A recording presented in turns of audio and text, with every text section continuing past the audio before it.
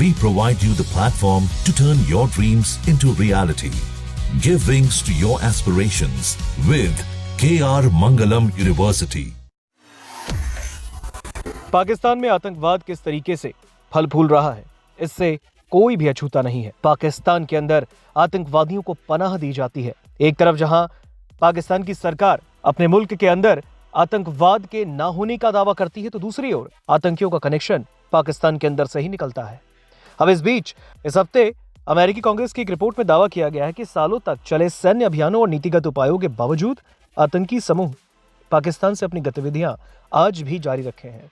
इस रिपोर्ट में कहा गया, अमेरिका और संयुक्त राष्ट्र की ओर से नामित उन कई आतंकवादी समूहों को हराने का प्रयास विफल रहा है, जो अब भी पाकिस्तानी धरती से अपनी गतिविधियां चला रहे हैं।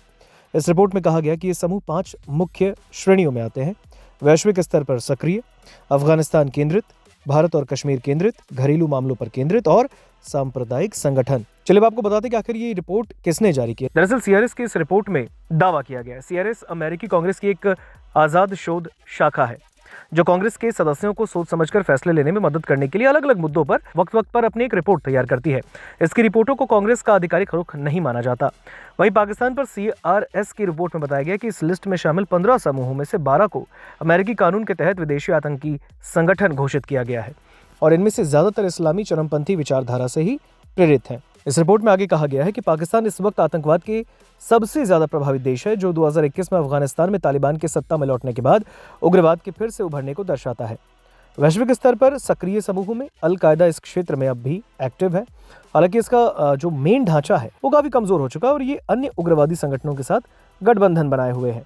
इस्लामिक स्टेट की क्षेत्रीय शाखा इस्लामिक स्टेट खुरासान प्रांत के पास अनुमानित 4000 से 6000 लड़ाके हैं और ये अफगानिस्तान और पाकिस्तान में ही एक्टिव हैं, जिनमें अन्य उग्रवादी समूहों के पूर्व मेंबर भी शामिल हैं। हक्कानी नेटवर्क सीमा पार से अपनी गतिविधियां जारी रखे हैं और इस नेटवर्क में कई 100 मुख्य सदस्य और अनुमानित 3000 से 5000 हथियारबंद उग्रवादी हैं और इसका नाम अफगानिस्तान में हुए हमलों से भी जुड़ रहा है।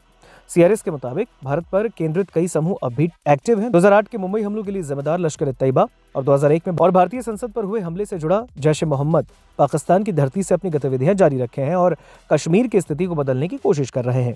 घरेलू स्तर पर तहरीक-ए-तालिबान पाकिस्तान को पाकिस्तान में सक्रिय सबसे खतरनाक आतंकी समूह बताया गया। हालांकि इसके पास अनुमानित 2500 से 5000 लड़ाके और इसका घोषित लक्ष्य पाकिस्तानी सरकार को उखाड़ फेंकना और शरिया कानून लागू करना है।